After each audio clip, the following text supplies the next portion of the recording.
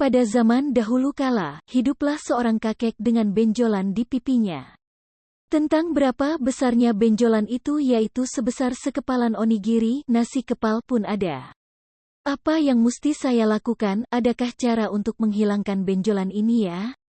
Setiap hari kakek memikirkannya. Pada suatu hari, kakek pergi ke gunung untuk mencari kayu bakar. Hari telah sore, dan sewaktu kakek hendak pulang, terdengarlah guruh bersahutan. Hujan pun turun dengan derasnya.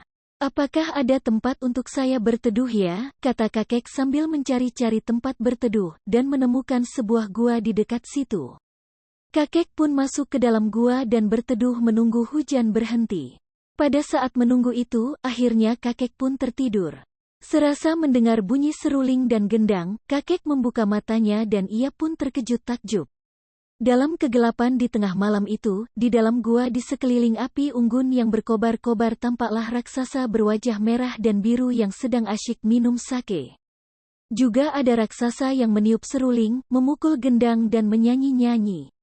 Kakek menjadi ketakutan dan bersembunyi mengintip semua itu, tetapi sewaktu mendengar bunyi seruling dan bunyi gendang, dan melihat tarian para raksasa itu, lama-kelamaan kakek merasa senang. Kemudian tanpa sadar kakek pun ikut bernyanyi. Sutokotono sutenten kekerokino paakapaka pepe kepino hia arahyara, hei lihat, di sana ada manusia, seorang kakek-kakek. Para raksasa melihat tajam kepada kakek dengan wajah yang sangat menakutkan, tapi karena lagu kakek sangat menarik. Wah, ternyata seorang kakek yang lucu. Ayo bergabung minum sake di sini, para raksasa berujar. Kakek karena perutnya terasa lapar, halo, apa kabar, keluar menemui para raksasa dan ikut bergabung minum sake. Totokotono teteketen puku-puku paanopu kapuka rororino. Kira-kira para raksasa merasa lucu, dan tertawa bertepuk-tepuk tangan.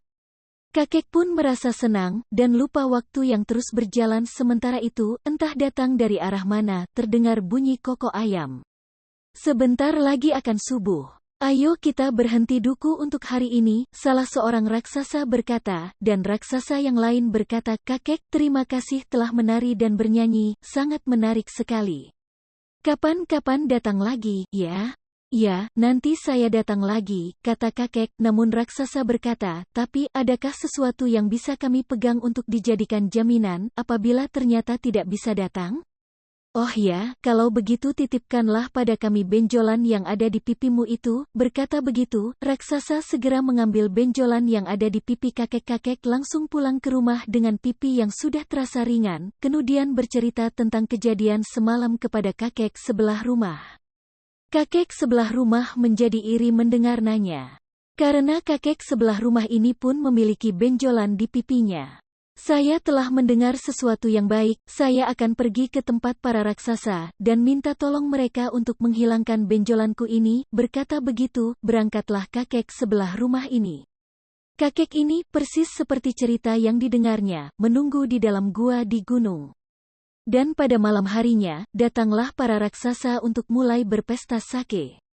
Kakek ini pun bernyanyi, dodekeden bu buku gagabu darabi deru dido geda geda, tetapi lagunya sangat jelek.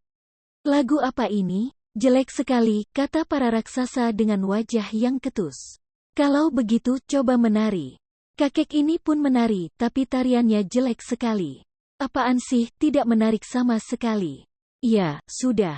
Kami kembalikan barang yang dititipkan sebelumnya dan cepatlah pulang.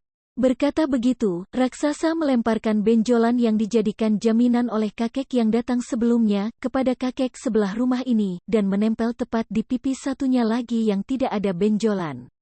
Aduh, benjolan di pipiku menjadi dua nih, kakek sebelah rumah ini menuruni gunung, pulang ke rumahnya sambil menangis.